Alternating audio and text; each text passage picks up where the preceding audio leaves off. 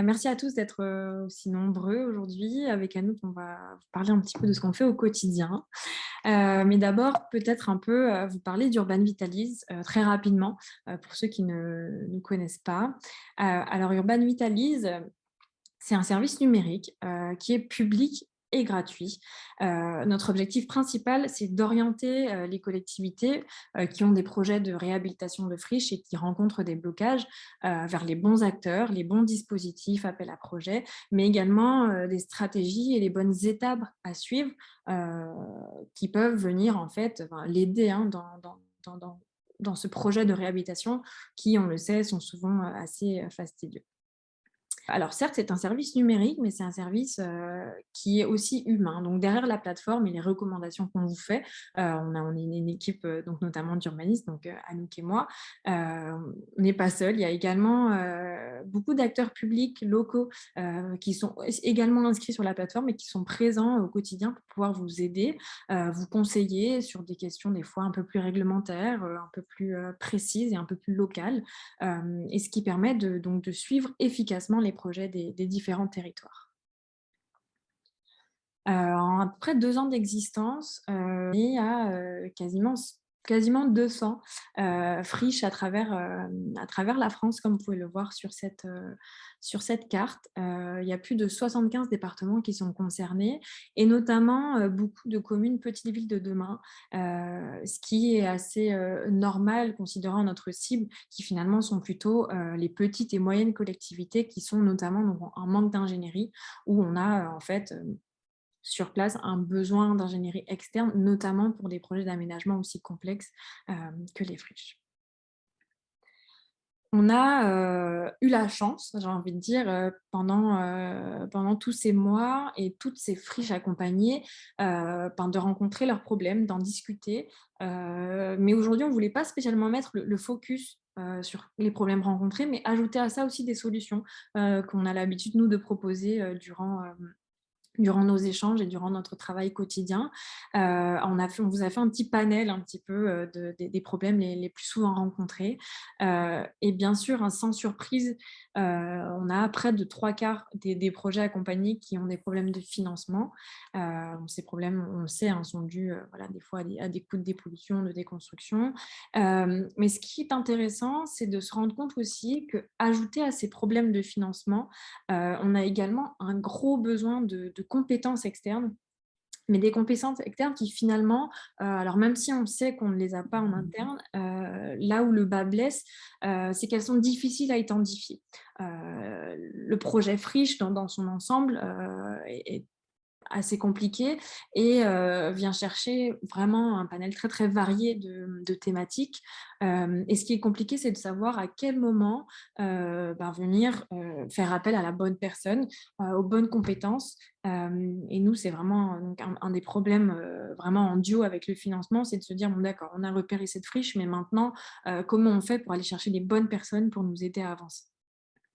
Par la suite, on va avoir beaucoup d'enjeux de maîtrise foncière, donc notamment sur des friches où on a un propriétaire privé, soit qui est inconnu, qui ne paye pas ses taxes, par exemple, ou qui refuse de vendre. Donc, on a vraiment des problèmes d'enjeux de maîtrise foncière. Et nous, bien sûr, c'est de réussir à vous aligner avec des bons acteurs pour essayer de déplacer ces problèmes de foncier.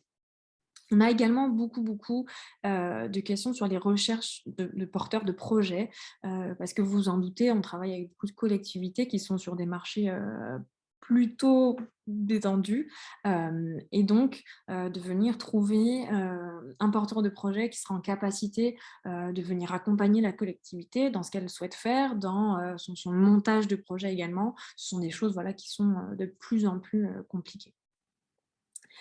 Je vais, avant de vous parler de ce dernier petit souci, heu, il faut savoir aussi que, alors que les collectivités viennent nous voir, elles n'ont généralement pas un problème.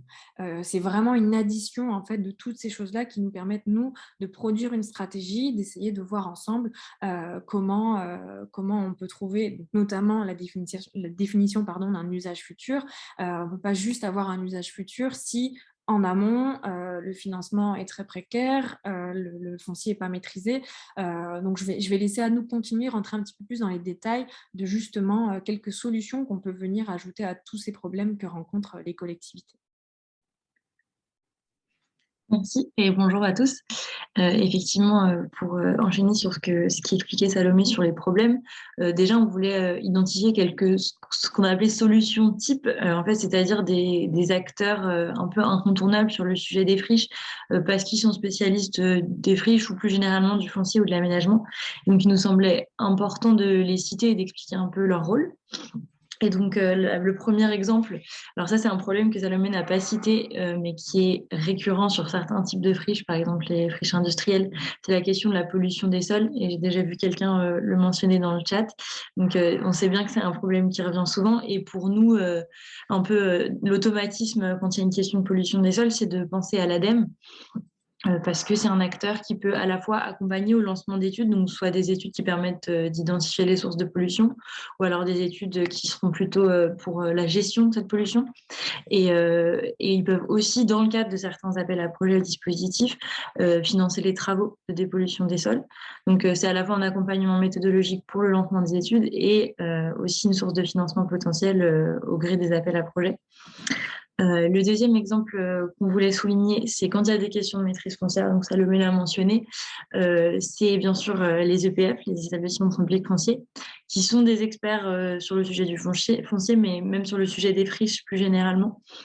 Donc, ils peuvent avoir ce rôle de porter le foncier, c'est-à-dire acquérir le foncier pour le compte de la collectivité pour un temps prédéterminé, qui permet à la collectivité de prendre le temps de faire les études, de préciser son projet, et aussi qui permettent de différer les coûts d'acquisition du foncier. Et parfois, le PF peut aussi préparer le changement d'usage en faisant ce qu'on appelle du proto-aménagement. Le troisième exemple qu'on a mentionné, c'est quand il y a une absence de projet, que c'est pas bien défini. Nous, on pense régulièrement au CAUE parce que c'est une première étape pour réfléchir à la programmation et qui peut donc avoir un rôle de conseil auprès des collectivités. Ça pourrait aussi être l'agence d'urbanisme en fonction des contextes locaux. Dans ces exemples, on aurait aussi pu citer le fonds Friche, par exemple, qui est un peu le grand espoir des collectivités quand il y a une problématique de financement. Donc ça, c'est un peu les grands réflexes. Il se trouve que, je pense que vous le savez bien, ce ne sont pas des solutions qui sont toujours adaptées et toujours suffisantes. Si on pense par exemple à l'EPF n'intervient pas sur tous les projets. Il y a des territoires dans lesquels l'intervention de l'EPF est conditionnée à une adhésion de l'intercommunalité, par exemple. Donc, avec un commentaire sur l'EPF, oui, effectivement, qui peut prendre aussi une partie du déficit foncier pour certains projets. Mais c'est vrai qu'ils ne peuvent pas intervenir partout ni tout le temps. Et donc, nous, notre démarche, c'est bien de s'appuyer sur ces grandes solutions qui sont souvent utiles, mais aussi d'aller chercher au cas par cas, en fonction du territoire et des spécificités du projet, en travaillant avec les acteurs locaux pour bien comprendre quelles sont les pistes qui peuvent permettre de faire avancer petit à petit. Et donc, parfois, ce ne sont pas les pistes, les grandes pistes auxquelles on pense. Parfois, ce sont des choses un peu plus niches, un peu plus spécifiques. Nous, aujourd'hui, on a un peu plus de 300 ressources sur la plateforme qui sont un peu des petites solutions type comme celle-ci, qu'on a consolidées nous, mais aussi en travaillant avec les acteurs locaux, justement, notamment les DDT. Et l'idée, c'est pas de tout vous présenter aujourd'hui dans une liste de 300 pistes, mais plutôt de vous présenter des exemples pour vous montrer un peu des cas qui soient donc un peu plus concrets et qui vous montrent comment on travaille nous au quotidien. Donc, ce premier exemple, justement, c'est celui-ci. Donc, c'était pour le coup le cas d'une commune qui nous a contactés très en amont. En fait, ils avaient identifié une friche qui était des anciens hangars agricoles, de stockage. Ils l'avaient identifiée dans le cadre de Petite Ville de demain. Ils avaient bien repéré que c'était une friche sur laquelle il y avait du potentiel. Ils n'étaient pas sûrs de vouloir acquérir la friche parce que c'était pas forcément la stratégie de la commune. Justement, ils avaient du mal à trancher, mais ils auraient bien voulu anticiper son devenir. Donc, la première chose qui a été intéressante quand ils nous ont sollicité, c'est qu'ils ont pu répondre à un questionnaire d'état des lieux, qui est en fait cette petite synthèse que vous voyez par thématique avec la propriété du site, la connaissance du terrain, la nature, etc. Ça, c'est un questionnaire qu'on propose à toutes les communes qui nous sollicitent avec un QCM qui est très guidé, qui explique pourquoi on pose les questions et pourquoi c'est intéressant d'y répondre. Et ça, c'est déjà un premier outil méthodologique et une première étape pour la commune pour se mettre un peu passer en mode projet, c'est-à-dire déjà se poser les bonnes questions, regrouper les informations et les avoir au même endroit au sein du dossier. Donc ça, c'était une première chose utile pour eux. Et puis après, ensuite, j'ai pu leur recommander des pistes pour commencer à réfléchir à ce que ça allait devenir cette friche. La première, c'était donc celle qui apparaît à droite. Donc, en fait, vous avez une petite carte. Là, c'est le résumé de nos fiches qui sont un peu plus détaillées, qui expliquent un peu plus comment les mettre en œuvre concrètement. Donc là, on vous a mis un petit résumé, mais ces fiches-là, vous y avez accès. On pourra vous en parler plus tard. Euh, donc la première piste, c'était donc comment on peut justement, puisqu'ils n'étaient pas sûrs de vouloir acquérir le foncier, est-ce qu'il y a des pistes pour maîtriser le devenir de cette friche sans nécessairement devenir propriétaire? Et donc une de ces pistes, c'était par exemple ici les OAP, les orientations de programmation, d'aménagement et de programmation. Qui permettent dans les documents d'urbanisme d'avoir déjà de guider un peu cadrer ce que deviendra le site. Alors c'est pas toujours la solution. Il y a évidemment aussi une phase B qui est que ça peut être contraignant, ça peut potentiellement empêcher certains projets. Donc c'est pas toujours l'outil absolument qui fonctionnera, mais par contre il y en a d'autres. Il y a d'autres outils urbanistes qui permettent de penser, d'anticiper ou de penser le projet avant de tout de suite se précipiter pour acheter le foncier. Donc ça, c'était la première piste. La deuxième piste dont on avait parlé avec cette commune, c'était de réfléchir aux besoins du territoire, d'anticiper en réfléchissant collectivement avec une démarche qui est celle de la fabrique à initiative, qui a pour but de faire émerger un projet en mettant autour de la table les citoyens, les acteurs locaux concernés, et pour donc faire émerger quelque chose qui correspondrait aux besoins du territoire et aussi potentiellement identifier un porteur de projet. Donc en l'occurrence, la démarche de la fabrique à initiative qui est menée par Avise, c'est d'essayer d'identifier des activités plutôt d'utilité sociale, donc autour de l'économie sociale et solidaire. Donc là, c'est ce qui correspondait à la démarche de la commune. Parfois, ce sera d'autres acteurs qui peuvent être plus pertinents pour faire cette réflexion. Par exemple, s'il s'agit plutôt d'accueillir des commerces, on peut penser à la Chambre de commerce et d'industrie qui aura une bonne connaissance des enjeux commerciaux locaux. Voilà, c'est possible en tout cas de s'entourer d'acteurs qui sont concernés et qui connaissent bien le territoire pour réfléchir à ce que pourrait devenir cette rive. C'est une première étape en tout cas. Et la troisième piste que je leur avais partagée, c'est cette fiche qui s'appelle « Rendez visible votre friche pour attirer des porteurs de projets privés ». Et donc l'idée, c'est de faire connaître la disponibilité du foncier, que les gens sachent qu'il existe une friche sur cette commune et que la commune est prête à accueillir un porteur de projet pour s'ouvrir à d'éventuelles opportunités, parce que, comme le disait Salomé, on est sur des fonciers qui sont en zone détendue, donc parfois c'est pas facile de faire connaître. Voilà, les porteurs de projets, disons, se précipitent pas sur ces terrains-là, donc au moins de faire savoir qu'ils existent, qu'il pourrait y avoir un projet dessus, ça permet potentiellement à terme d'avoir des propositions. Donc voilà pour ce premier exemple. Le deuxième exemple dont je vais vous parler, c'est un projet un peu à un autre stade, c'est-à-dire qu'on aimerait bien idéalement, ce serait génial que toutes les collectivités aient ce temps de se poser en amont pour réfléchir à ce qu'ils vont pouvoir faire dans le futur sur une friche. On sait bien que c'est pas toujours le cas et que parfois, il y a aussi une commune qui a déjà la friche, qui est déjà propriétaire de la friche et qui l'a un peu sur les bras et se dit qu'est-ce que je pourrais bien en faire. Et ce deuxième exemple, donc, c'était une commune pour le coup en Bretagne où le maire nous a contactés. Lui, il avait plusieurs idées sur sa friche, des idées assez variées entre le tourisme, un projet culturel ou alors accueillir un établissement scolaire, donc assez varié. Et il ne savait pas du tout comment trancher. Donc là, nous, pour un peu le guider, la première chose, ça a été de lui dire que parfois, il faut savoir s'entourer pour l'aide à la décision. Et donc, ça peut être notamment une assistance à maîtrise d'ouvrage. Donc, nous, on a une fiche, par exemple, qui explique ce que fait une AMO, comment elle l'accompagne tout au long du projet et pourquoi ça peut être intéressant pour un projet. Pour le recrutement de cette AMO, et pour même d'autres études parfois si nécessaire, on a un cahier des charges à trous, qui est donc la deuxième piste que j'avais partagée au maire. En fait, il est bien sûr à adapter, il n'est pas parfait, il ne correspond pas à tout, mais il permet d'avoir une base de rédaction pour rédiger, pour commencer la consultation. Donc ça, c'était vraiment sur la partie s'entourer, réfléchir à un projet entre ces différents scénarios qui étaient envisagés. La troisième piste dont on avait discuté, c'était des outils de concertation, parce que voilà, à ce stade, ça peut être intéressant de sonder la population pour voir ce qu'elle attend, ce qu'elle envisage sur cette friche, plutôt que de se lancer voilà, sans y réfléchir collectivement. Donc ça avait été une piste avec l'outil, la boussole de la participation. Et enfin, les derniers éléments qu'on avait partagés, c'était des financements potentiels pour chaque scénario.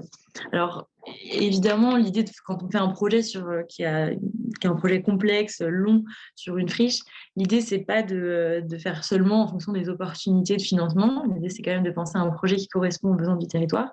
Mais on sait tous aussi bien que c'est un critère important et que ça peut aider à se lancer, de savoir quels sont les financements mobilisables pour un projet. Donc, on sait que c'est important d'avoir ça en tête, de savoir quels sont les financements, mais aussi quelles conditions pour les mobiliser. Donc, nous, notre travail, c'est aussi de faire cette recherche, de scanner un peu tous les financements potentiels pour pouvoir les identifier. Et ça, on s'appuie un peu sur le millefeuille administratif français, c'est-à-dire qu'à chaque échelon, on sait que chaque échelon a ses compétences. Et donc, comme les friches, ça tombe bien, sont des projets très multidimensionnels, il y a aussi, on peut aller chercher pour chaque échelon potentiellement une assiette ou une partie de financement dont on pourrait avoir besoin. Donc, il faut bien penser aux différents aspects du projet Friche pour pouvoir aller chercher des financements un peu globaux. Donc, par exemple, ça peut être si c'est une friche où il y aura un peu de la réhabilitation énergétique à faire parce on va garder la structure du bâti. Ça peut être le conseil régional qui, pour une bonne partie des conseils régionaux, ont des dispositifs sur la réhabilitation énergétique. Ça peut être ensuite en complément le conseil départemental parce qu'il faudrait aménager la voirie aux alentours de la friche. Le pôle d'équilibre territorial et rural parce qu'il va y avoir dans le projet une mise en valeur des produits locaux. En l'occurrence, là, l'exemple que j'ai mis, on avait pu partager un financement du pôle d'équilibre territorial et rural via le programme Leader européen, programme européen Leader. Donc voilà, l'idée, c'est de ne pas seulement penser aux gros financements type fonds friche, parce que même si ils sont importants, parfois les projets ne sont pas éligibles. Donc d'avoir un peu une démarche plus globale, parce que mise bout à bout, finalement, toutes ces petites subventions, entre guillemets, qui sont un peu plus niches, peuvent vraiment réduire le déficit de la collectivité de manière assez importante.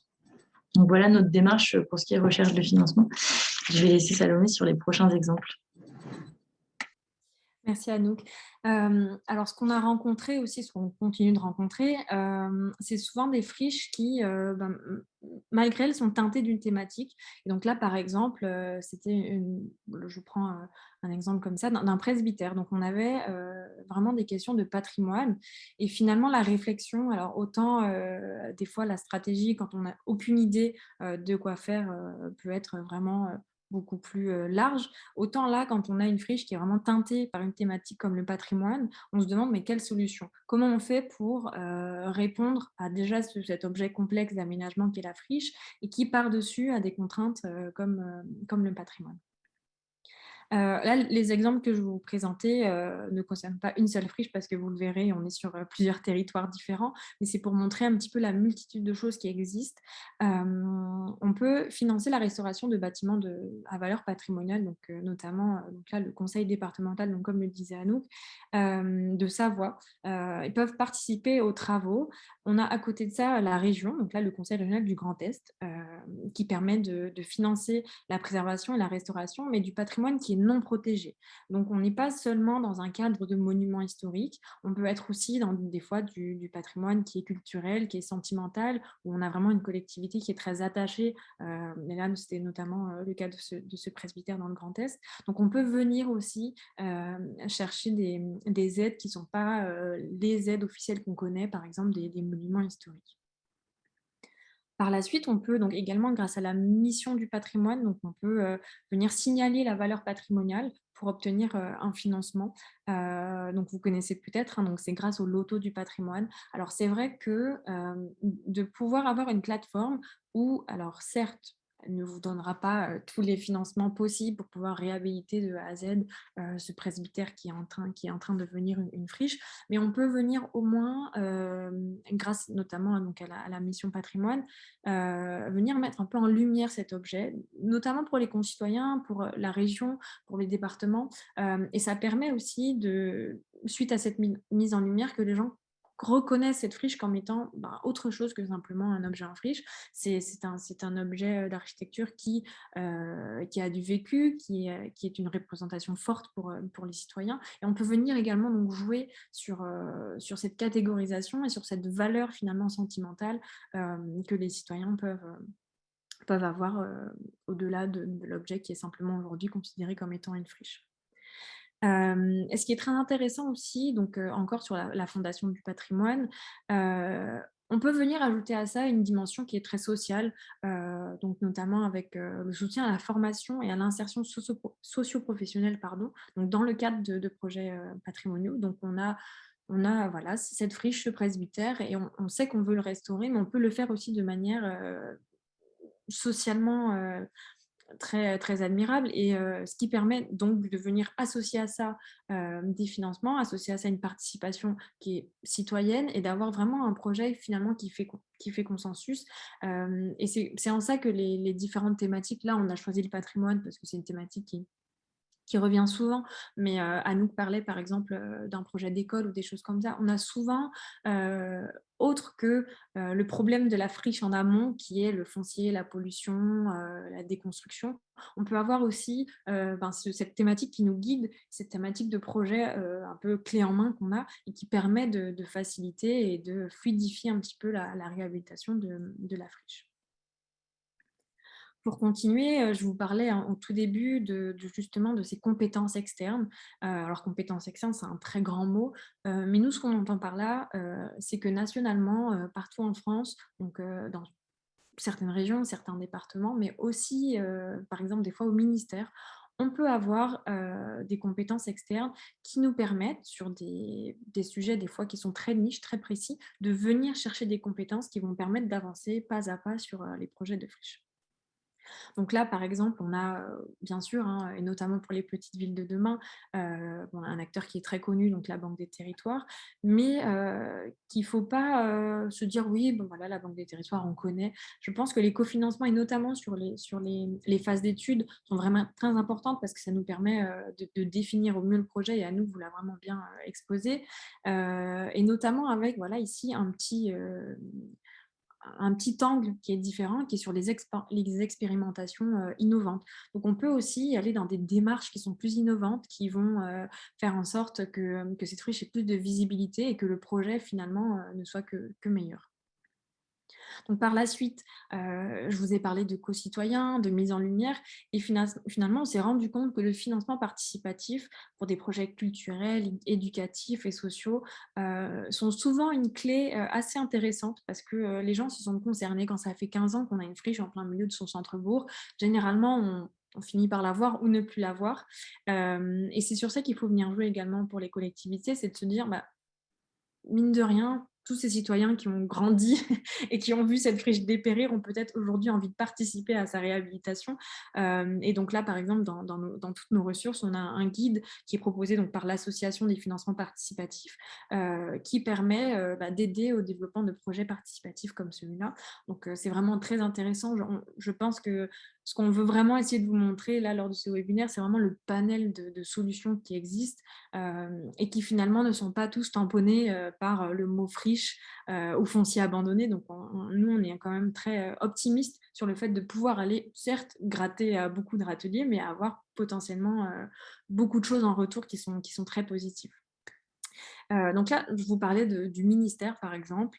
Alors, on a cette mission interministérielle pour la qualité des constructions publiques qui apporte un soutien et beaucoup d'expertise sur toutes les questions de maîtrise d'ouvrage qui permettent de promouvoir une bonne qualité sur l'architecture publique.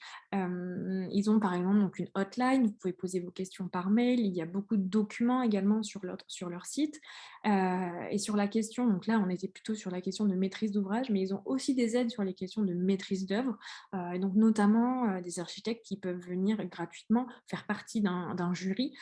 Donc on est vraiment sur des aides qui finalement sont assez facilement à mobiliser, mais bien sûr, c'est encore faut-il les connaître. Et donc nous, c'est un petit peu sur ça qu'on vient jouer. C'est vraiment toutes ces petites pépites qu'il faut chercher et ça nous permet, nous, avec notamment les acteurs locaux, d'avoir vraiment une vision qui est très globale, qui est nationale, mais qui est aussi très locale sur des petites choses comme ça qui pourraient exister.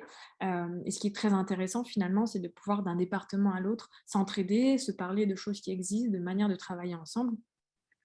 Et donc, notamment, c'est un exemple donc, pour les agences d'ingénierie départementale qui font certaines choses. On sait qu'il y a des fois des vases communicants. Et donc, il y a beaucoup de services aujourd'hui qu'on a l'impression qu'ils n'existent plus ou qu'on se dit que bon oui mais eux ils aident juste pour faire des trottoirs et finalement on pense que c'est très intéressant de venir quand même leur parler parce qu'ils ont ne serait-ce que sur la partie conseil et expertise sur des champs très très variés. Et donc comme on le disait, et je pense que c'est de toute façon le discours qui est en filigrane, c'est que même si on parle pas, ils n'ont pas une aide qui dit on vous aide à réhabiliter vos friches, il y a quand même vraiment tout un processus sur ces opérations d'aménagement qui sont très complexes. Et donc nous vraiment, c'est de se dire bon ben là voilà, on a besoin de compétences externes, on a un millefeuille territorial qui est suffisamment rempli pour pouvoir aller au moins chercher à toutes les échelles, à tous les échelons, pour pouvoir finalement avancer plus sereinement sur nos projets de friche. Je vais laisser maintenant Anouk poursuivre. Merci. Je vais poursuivre et même un peu conclure avec la question qui fâche. Si dans ce qu'on a pu montrer aujourd'hui, expliquer et les exemples qu'on a pu donner, vous ne vous retrouvez pas du tout. Vous dites oui, mais moi c'était pas ça mon problème, ça, ou ces solutions-là, je ne vois pas du tout comment ça pourrait m'aider. Donc quand il semble pas y avoir de solution, je vais essayer de répondre en quelques points à ça. Déjà, la première chose, c'est que effectivement, on ne fait pas de miracle. Malheureusement, on aimerait bien, mais non. Et on n'invente rien. Donc, toutes les solutions qu'on propose, c'est des choses qui existent, que ce soit des dispositifs, des acteurs, des appels à projets. On essaye d'avoir une bonne visibilité sur tout ce qui existe, mais on n'invente rien. Et il y a effectivement des problèmes qui sont plus difficiles à dépasser que d'autres. Donc, on parlait de maîtrise foncière tout à l'heure. Quand c'est 15 propriétaires qui sont en indivision et qui sont éparpillés partout sur le globe et qui ne s'adressent pas la parole, c'est pas facile d'acheter le foncier. Par exemple, pour le désamiantage, en ce moment, c'est une question qu'on a pas mal. Et effectivement, il y a assez peu de financement directement pour démolir des bâtiments qui seraient amiantés. Donc ça, c'est certaines difficultés où il n'y a pas de solution miracle. Cependant, la solution, c'est pas toujours un seul dispositif ou une seule prestation d'acteurs qui réglerait tous les problèmes, même si c'est rarement le cas. Hein. Et donc, c'est important d'avoir un outil qui permet de mettre tout le monde autour de la table. Et c'est un peu le but d'Urban Vitalis parce que plutôt qu'un dispositif qui réglerait tout, l'idée, c'est aussi de mettre tout le monde, de créer une dynamique de territoire collective qui fait avancer petit à petit et où le fait que tout le monde échange ensemble, discute et en soit au même point et au même niveau d'information, c'est parfois ça qui permet de débloquer les projets. Donc, c'est ce que l'Urban Vitalis permet. L'outil aujourd'hui permet d'inviter des collaborateurs sur le dossier, de suivre collectivement. Et on travaille de plus en plus à permettre ces dynamiques-là au sein de l'outil directement.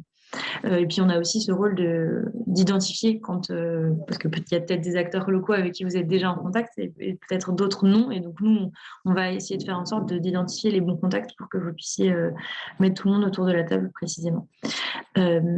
L'autre élément, l'autre solution quand il n'y a pas de solution, c'est potentiellement de passer par des bureaux d'études privés. On l'a déjà un peu mentionné lors de la présentation, mais quand il y a besoin d'autres compétences et de temps aussi, parfois c'est une question de temps, hein, voilà, travailler avec des professionnels du sujet.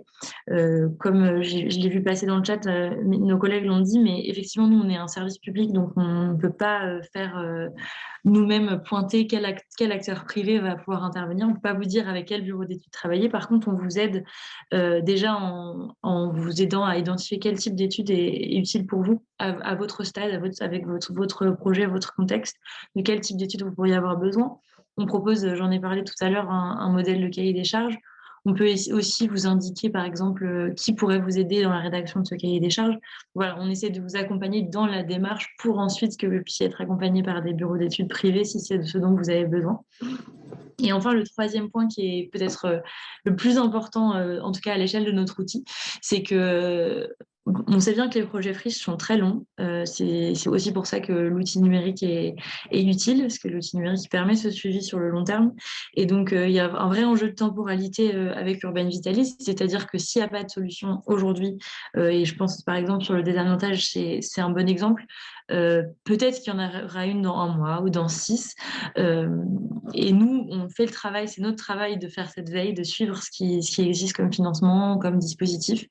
Et l'idée, c'est que si vous créez un dossier sur Urban Vitalis, ça vous prend assez peu de temps et nous, ça nous permet d'avoir en tête quelles sont vos problématiques, de repérer si effectivement on est sur une problématique où pour l'instant il n'y a pas de solution claire, mais par contre d'avoir ça en tête et de pouvoir vous prévenir à l'apparition d'un dispositif ou d'un financement, appel à projet qui vous correspondrait. Et ça va aussi être le cas assez vite, notamment pour le fonds vert, pour lequel on attend pour l'instant des nouvelles. Mais ça, typiquement, on fera en sorte d'avoir un document pédagogique qui explique comment ça fonctionne dès qu'on en saura plus et de le transmettre à tous ceux qui pourraient être concernés. Donc voilà, l'idée de faire ce suivi sur le long terme pour des projets qui sont longs, c'est aussi le but d'Urban Vitalisme. Et c'est bien parce qu'il nous reste assez de temps pour discuter, répondre à vos questions et peut-être, si vous avez des exemples aussi, des choses à partager, ça nous intéresse beaucoup. Merci beaucoup Anouk et Salomé pour cette présentation. C'était très riche, je pense. On va arriver au temps, comme le disait Anouk, de vous laisser la parole. Je propose, c'est d'utiliser la fonction lever la main. Donc et on prend les questions, mais aussi si vous avez des retours d'expérience, vous voulez partager quelque chose qui vous a aidé, on est très preneurs et ce serait intéressant pour tout le monde. Et je vais laisser la parole tout de suite à Morgane Marceau qui a levé la main. Oui, bonjour, Morgane Marceau, moi je suis chef de projet Petite Ville de demain pour la ville de Billon et on a un ancien collège jésuite qui est en cours de réhabilitation, donc une friche. On est accompagné avec la prof Parcette, Patrick Bouchin et on a déjà fait un premier programme de 3 ans. En fait, pour faire vite, on fait de la programmation ouverte, on fait des tests par l'usage et là, on arrive à la fin de ces 3 ans. Donc, c'est une programmation qui est assez longue parce que les usagers se prennent petit à petit en main le lieu. Mais là, on arrive sur un peu une période charnière où on commence à distinguer les futurs usages et on a de la réhabilitation structurelle qui est financée par la DRAC vu que c'est un monument historique. Mais on peine sur des financements d'aménagement intérieur parce que donc il nous faudrait un raccordement au niveau des fluides, le chauffage, l'eau courante, les sanitaires, etc. pour qu'en fait on puisse pérenniser ce qui pour l'instant est transitoire comme usage de ce lieu-là. Et pour l'instant, on n'a pas vraiment identifié d'acteurs qui pourraient nous aider sur ce gros projet, donc un collège de 7000 m² de surface de plancher. Donc énorme.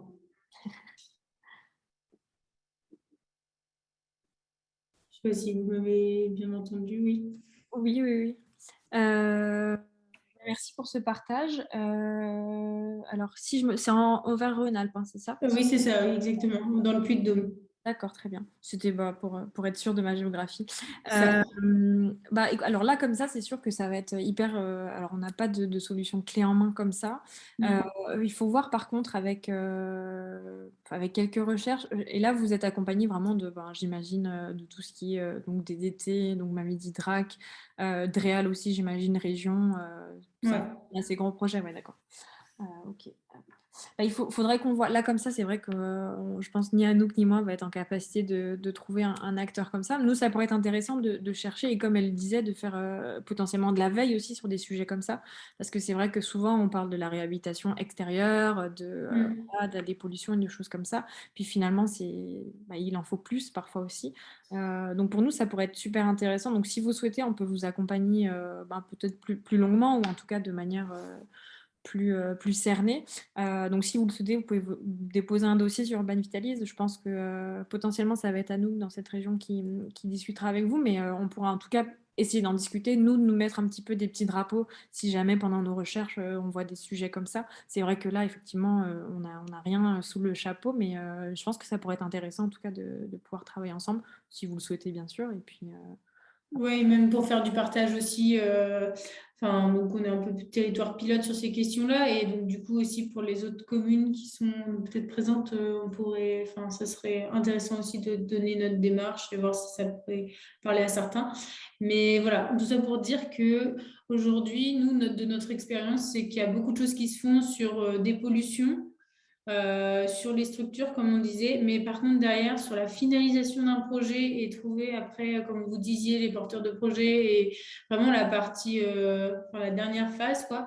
Là, on a encore un peu de mal et on sent même que les aides publiques ne sont pas encore arrivées jusque-là pour aider les projets à terme, quoi. En tout cas, nous, on est très intéressés. Je pense surtout, là, vous le disiez, sur ce retour d'expérience. En tout cas, on pourra en faire quelque chose d'intéressant potentiellement et je l'espère vous aider à court, moyen, long terme. Ok, super. Ouais, j'irai sur votre plateforme et puis je laisse la parole. Merci. Merci à vous pour le partage. Merci pour cette intervention. On a une question de monsieur ou madame Kubiak qui a d'ailleurs levé la main et qui est très intéressante. Donc, je vous laisse rallumer votre micro si vous voulez prendre la parole. Oui, bonjour. Alors moi, je suis nouveau dans le domaine, hein. C'est une collègue au développement économique qui suit les friches qu'on a sur Sainte-Marie-aux-Mines. On est en Alsace, beaucoup de friches industrielles, notamment liées à la fin de la période de l'industrie textile. Et là, on a une friche de 12 000 mètres carrés avec plusieurs bâtiments. On a eu une étude avec la région qui a ciblé la remise en place d'un projet à peu près à 12 millions, dont 5 millions de destruction des pollutions, remise en état du terrain. Mais si j'ai bien compris le dossier, on ne peut pas financer la déconstruction et la remise en état du terrain si on n'a pas déjà un porteur de projet final qui va s'impliquer sur la parcelle ou sur les parcelles. Et du coup, c'est assez compliqué de trouver un porteur de projet qui veut se projeter sur un bâtiment ou sur un terrain de 12 000 mètres carrés qui est encore construit avec des vieux bâtiments dessus. Et ça serait plus simple de pouvoir financer la déconstruction, la dépollution, avoir un terrain neuf, remis en état pour le commercialiser ensuite.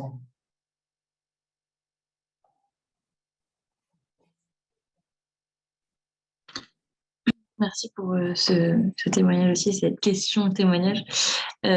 Effectivement, c'est un sujet qu'on a mentionné. Je ne sais pas si vous savez qu'on a fait une première édition de ce webinaire fin septembre et qui a été mentionné aussi à ce moment-là. Et un sujet qui revient pas mal, notamment parce que dans le cadre du Fonds Friche, par exemple, il fallait des projets matures et assez définis et que ça ne correspond pas, surtout dans des zones détendues, parfois à ce que sont prêtes à faire les collectivités, c'est-à-dire qu'elles sont plus dans une démarche de bon, déjà, on s'occupe de la pollution, on s'occupe de ne pas avoir une verrue sur la commune, et puis peut-être qu'on pourra trouver un porteur de projet ensuite.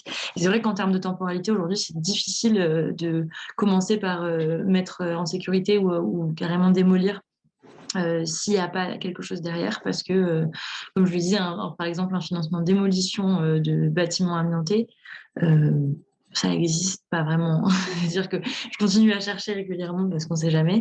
Mais pour l'instant, ça n'existe pas. Il y a peut-être des pistes que l'ADEME le prenne en charge, mais aujourd'hui, l'ADEME est vraiment sur les sols pollués. Donc, pollution des sols et pas sur la pollution du bâti.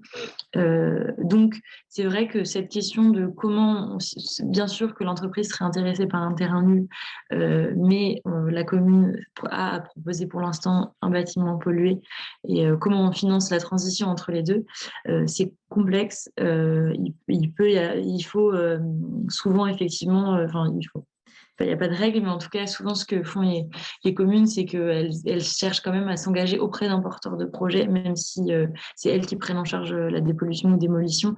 Mais elles font en sorte d'avoir déjà un porteur de projet qui s'engage et qui souhaite se saisir du foncier. Et ça facilite souvent les démarches auprès de potentiels financeurs. Mais c'est vrai que c'est pas non plus miraculeux. Pour compléter la réponse d'Anouk, c'est vrai que les questions de dépollution, peut-être j'enfonce des portes ouvertes, hein, mais c'est très conditionné à ce qu'on veut faire du foncier. C'est pas du tout les mêmes objectifs de dépollution si on veut mettre du logement ou de l'activité, quel type d'activité, accueil du public ou non, etc. Et donc le minimum, c'est quand même de savoir à quel type d'activité, public, pas public, industriel, logement, autre, on destine le foncier pour envisager effectivement de dépolluer ou de le déconstruire. Mais que par contre, ça reste possible quand même de mener cette dépollution une fois qu'on a quand même bien ciblé cet usage visé. En tout cas, en général, c'est une condition pour obtenir ces financements de dépollution possibles.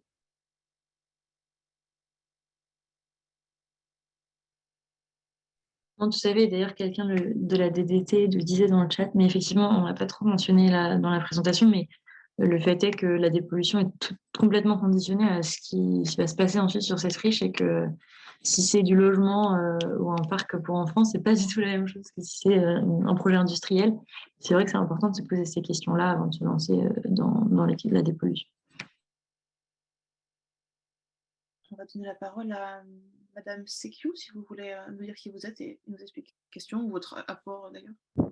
Bonjour, je vous remercie. Est-ce que vous m'entendez? Oui.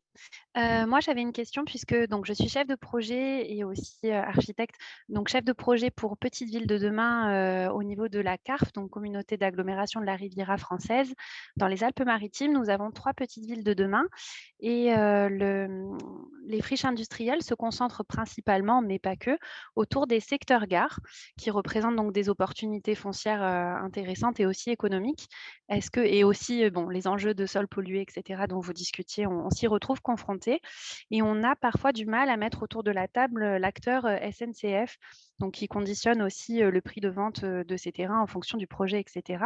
Est-ce que vous avez vocation à faciliter les échanges avec la SNCF? Est-ce que vous avez des tuyaux particuliers à nous donner concernant ces secteurs gares, secteurs à enjeu pour nous?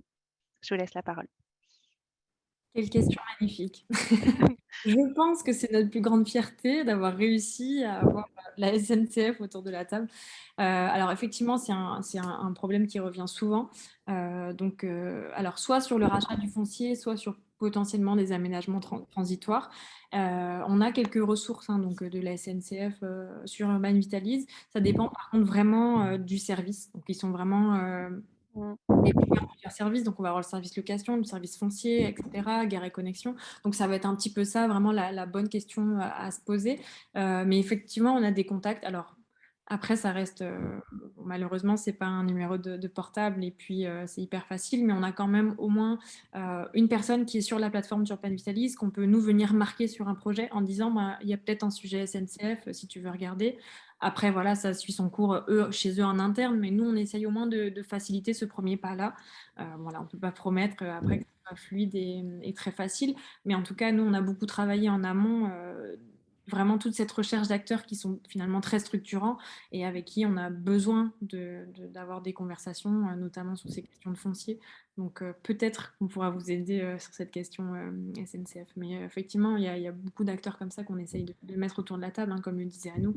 Ça fait Est-ce partie que c'est des solutions. sectorisé en zonage?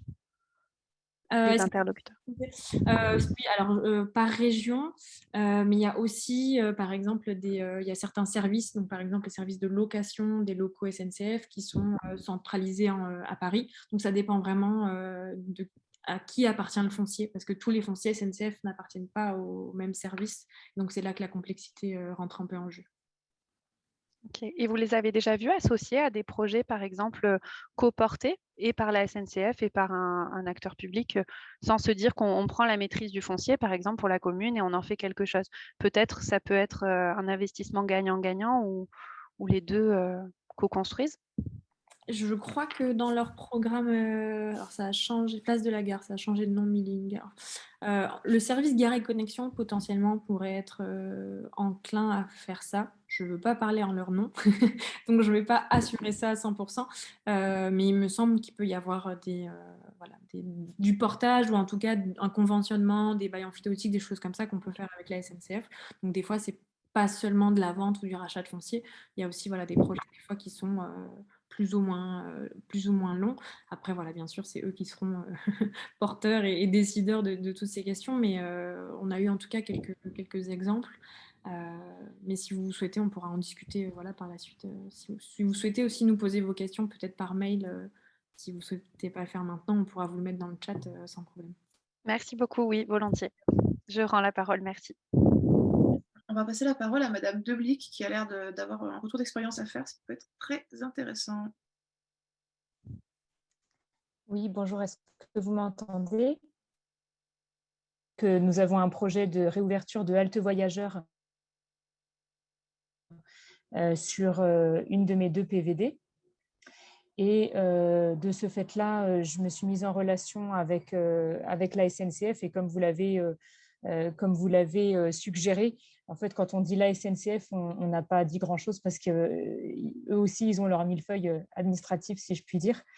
Donc, il y a 3 filiales qui peut-être peuvent nous intéresser pour le sujet du jour. Il y a la filiale valorisation immobilière qui vise à valoriser la partie immobilière. Ils n'ont pas dans leur politique, ils n'ont pas le projet de vendre des bâtiments, mais plutôt d'accompagner la valorisation de leurs usages. Notamment via des locations pêche, qualité du réseau médiocre. Et donc, pour finir, SNCF Réseau, justement, qui, elle, va être plus en charge vraiment des voies et des ouvrages d'art attenants. Et donc, ça ne va pas trop nous concerner a priori pour le sujet des friches, mais pour info, par exemple, nous, on souhaitait avoir une réflexion sur la valorisation des arches SNCF qui traversent les 2 centres-villes, soit sur le plan esthétique, soit sur le plan fonctionnel avec l'espace qu'il y a sous les arches. Et donc, c'est plutôt avec SNCF Réseau. Voilà, j'ai terminé. Merci. En tout cas, merci pour ces partages. On approche de l'heure de fin. Je vais prendre une dernière question qui a été posée dans le chat, qui, je pense, résume un peu les questions de beaucoup de gens qui sont assez en amont de leur projet. C'est la question de Vanille, qui demande donc, en résumé, comment s'emparer du sujet friche avant l'étude de faisabilité? Faut-il chercher le porteur de projet avant ou prédéfinir un projet, sachant que les besoins de la commune ne sont pas forcément taillés à hauteur d'un bâtiment de grande ampleur?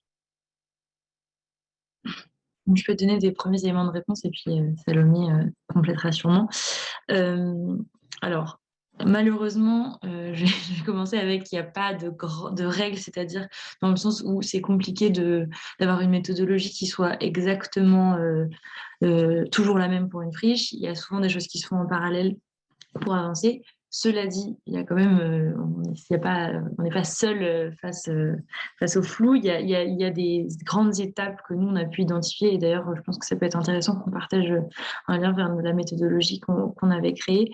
La première étant simplement déjà, et ça passe notamment par le questionnaire qu'on propose sur Urban Vitalise, de se poser les questions, de regrouper les informations sur la friche. Donc déjà, ça permet vraiment de la qualifier, de savoir ce qui est possible d'en faire. Donc vraiment de savoir quelle est la maîtrise foncière, parce que c'est pas la même chose, comme je le disais tout à l'heure, si c'est des propriétaires en indivision ou si au contraire c'est un seul propriétaire et qui est vendeur.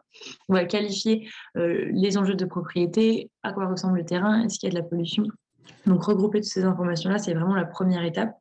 Et ensuite, quand vous posez la question de est-ce qu'il faut chercher un porteur de projet ou plutôt définir un projet, alors j'ai envie de dire ni l'un ni l'autre tout de suite, c'est-à-dire que dans un premier temps, vous pouvez déjà faire savoir qu'il y a une friche sur laquelle vous aimeriez qu'il y ait un projet qui soit proposé pour vous ouvrir aux opportunités, mais sans pour autant absolument attendre le porteur de projet, parce qu'à côté de ça, c'est possible déjà de réfléchir sans définir un projet précis à quels sont les besoins du territoire. Effectivement, comme vous le disiez, souvent on a des friches industrielles qui font plusieurs hectares, ça ne correspond pas du tout aux besoins de Comcom dans la ruralité. Mais déjà de se dire, bon, qu'est-ce qu'on a besoin, de quoi on n'a pas besoin aussi, qu'est-ce qu'on aimerait bien avoir sur le territoire, mais aussi qu'est-ce qui n'est pas nécessaire.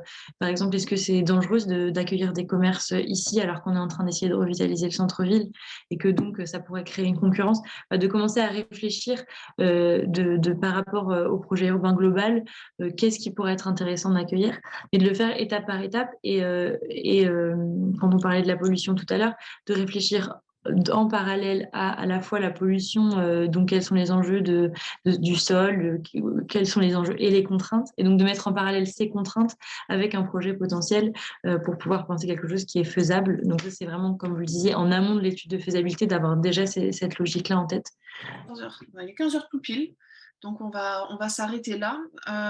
2 autres infos. Si vous avez des questions précises, comme l'a dit Anouk, souvent il y a des réponses qu'on peut donner de cas généraux, mais en fait ça demande d'étudier un peu votre sujet. On ne peut pas toujours donner une réponse générale qui soit très intéressante. Donc vous pouvez tout à fait déposer un dossier où vous présentez votre projet ou votre friche sur Urban Vitalis, c'est gratuit. Et Anouk ou Salomé reviendront vers vous pour étudier avec vous ce qui est possible dans votre cas précis. Donc ça, n'hésitez pas à le faire, c'est depuis urbanvitalis.fr, ce n'est pas caché sur le site. Et deuxième chose, vous pouvez tout à fait nous écrire aussi, si vous avez une question peut-être plus précise ou si vous n'êtes pas une collectivité au juge. Donc n'hésitez pas à nous écrire, c'est l'adresse email de l'équipe. Et éventuellement, on vous redirigera vers notre formulaire d'inscription si besoin. Et sinon, on pourra répondre en direct peut-être aussi. On arrive à la fin. Je vais vous remercier de votre participation. Les échanges ont été hyper intéressants.